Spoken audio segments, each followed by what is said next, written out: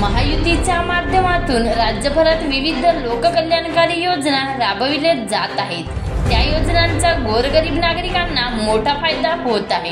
मुख्यमंत्री लाडकी बहीण ही योजना अल्पावधीतच लोकप्रिय झाली।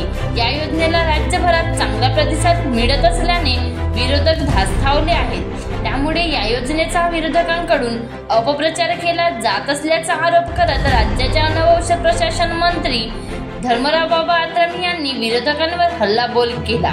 सोमवार 7 ऑक्टोबरला राष्ट्रवादी काँग्रेस पक्षातर्फे मुलचेरा तालुका मुख्यालयात जनसंवाद यात्रा व आढावा बैठकीत ते बोलत होते। पुढे बोलताना मंत्री धर्मराव बाबा आत्राम म्हणाले की यांनी निवडणुका डोळ्यासमोर ठेवून बरेच लोक प्रचारासाठी घरातून बाहेर पडताना दिसत आहेत। काही लोक ही योजना फसवी असल्याचे सांगत आहेत, तर काही लोक ही योजना आणली म्हणून प्रचार करत आहेत। मात्र महायुती सरकार लाडक्या बहिणींच्या पाठीशी खंबीरपणे उभी आहे हे लाडक्या बहिणींना कळले आहे।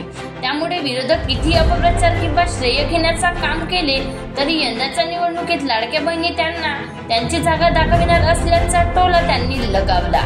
या भागाचा विकास करायचा असेल तर मुलचेराला तालुक्याचा दर्जा मिळाला पाहिजे म्हणून 1992 मध्ये मंत्री असताना चामोर्शी तालुक्याचे विभाजन करून मुलचेरा तालुक्याची निर्मिती केली। त्यामुळे या तालुक्यातील 68 गावातील नागरिकांना मुलचेरातच विविध शासकीय कार्यालय उपलब्ध झाले। तालुक्याच्या विकासासाठी पाहिजे ती निधी खेचून आणली। येथील विद्यार्थ्यांना प्राथमिक शिक्षणापासून तर महाविद्यालयीन शिक्षणाची सोय केली। आरोग्याच्या सुविधा उपलब्ध केल्या। येथील शेतकरी उत्तम शेती देखील करीत आहेत। तालुका निर्मिती झाल्याने विविध शासकीय कार्यालय आली आणि अनेकांना रोजगार देखील उपलब्ध झाले आहेत। यामुळे देखील तालुक्याच्या विकासासाठी पुढाकार घेत असतात त्यांनी आश्वासन दिले आणि खंबीरपणे साथ देण्याचे आवाहन देखील केले।